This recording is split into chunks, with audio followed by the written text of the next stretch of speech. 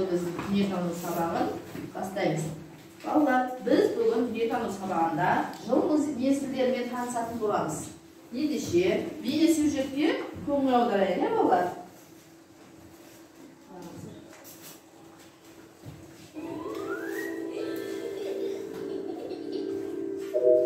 Ай мектеп.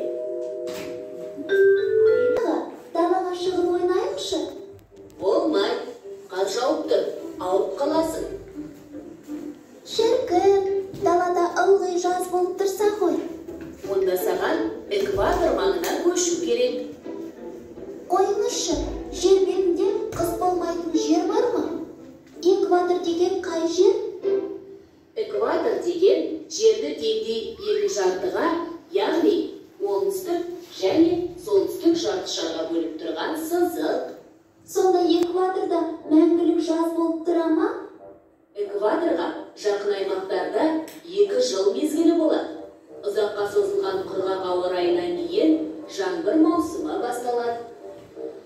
Қалайша, бір жылда 4 мезгіл болады емес пе? Дана, жердің пішіні қандай? Шар тәрізді. Дұрыс, жердің өз білігінен айналатынын білесің ғой. Иә, жер өз білігінен айналғанда күн мен түн ауысады.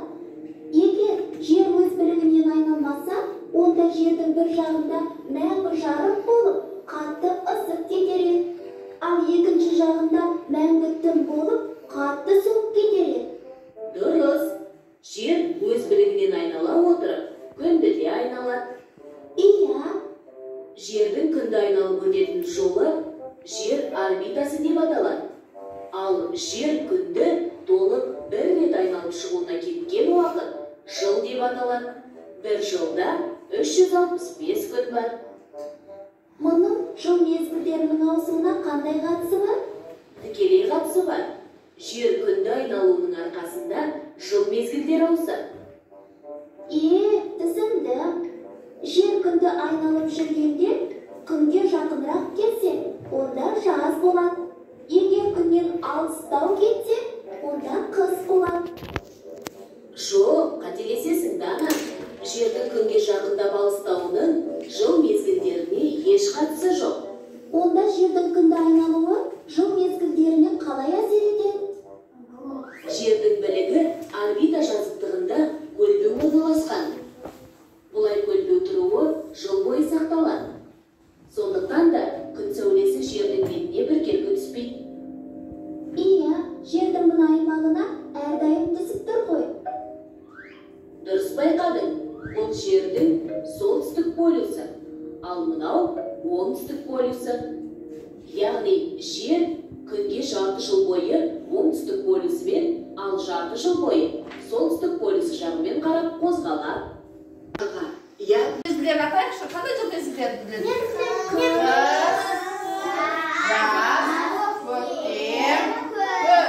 Ал енді балалар, біз өз әр 4 жыл мезгіліне байланысты өз ойын ойнаймыз, е? Мысалы, қыста қандай ойындар ойнаймыз? Аққала соғамыз. Тамаша. Ал жазда ше? Не істейміз? Жазда қалай ойнаймыз? Я, велосипед тебеміз. Суға шомыламыз. Я, жарайсың. Ал, тамаша.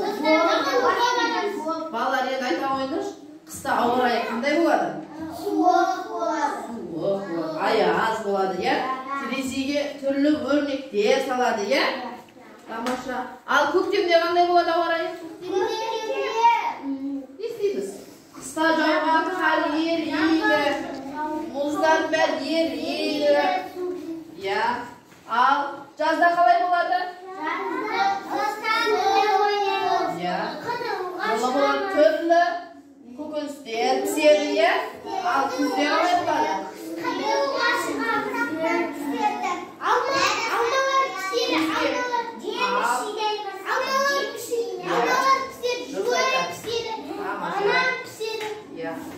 Жарайсың. Ал күзде қандай болады? барлық жемістер пісіп бітеді. Талдың жапырақтары тарғайып, жерге түседі, иә? Күн салқындай бастайды, иә? Тамаша. Ал бізде қазір қай ай? Қыс. Қыстың қай айы бізде қазір? Желтоқсан айы, иә? Тамаша, жарайсыңдар. Балалар, біз 4 мезгіл туралы білдік па? Ғасыр деген атамыздың қанша баласы болыпты? 4 баласы болыпты, иә? Қыс, көктем, жаз, күз, иә? Бүгінгі сабақ түсінікті болды ма, балалар? Тамаша. Ендеше балалар, үйге жылдың 4 мезгілін суретін салып келеміз. Жарай ма, балалар? Үй тапсырмасы. Суретін салып келеміз. Балалар, ендеше жыл мезгілдерінде нелер жатады? Қарайықшы. Айтайықшы, нелер бар жыл мезгілдерінде? Қандай жыл мезгілдерін білеміз? Қыс, көктем, жаз және күз, иә? Тамаша. Ендеше, қарада, жыл мезгілдері туралы. Көктем, жаз, күз. Жыл мезгілдері туралы ертегілер тыңдаймыз. Танысайық. Қарайық.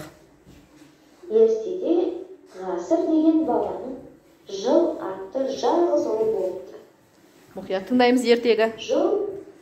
Жылдың 2 ұлы, 2 қызы болыпты. Үлкені қыз шатақ мінезді болыпты. Десе мә деген сотқарлау, басынан сөз асырмайтын қиқар болыпты. Содырлау болғанмен әкесі оның бір беткейлігі, шымырлығы үшін жақсы көріпті. Екіншісі көктем жұрттан асқан көрікті, жаны да нәзік, сұлу қыз болыпты, иә? Көктем деген қызы болыпты. Нені болса да шын жүрегімен қабылдайтын. Сезімталдығы мен көркемдігі үшін оның бәрі жақсы көреді. Үшіншісі жаз, әпкесіне қарағанда ашық, жарқын, жайдары мінезді, көңілді қыз болып өсіпті.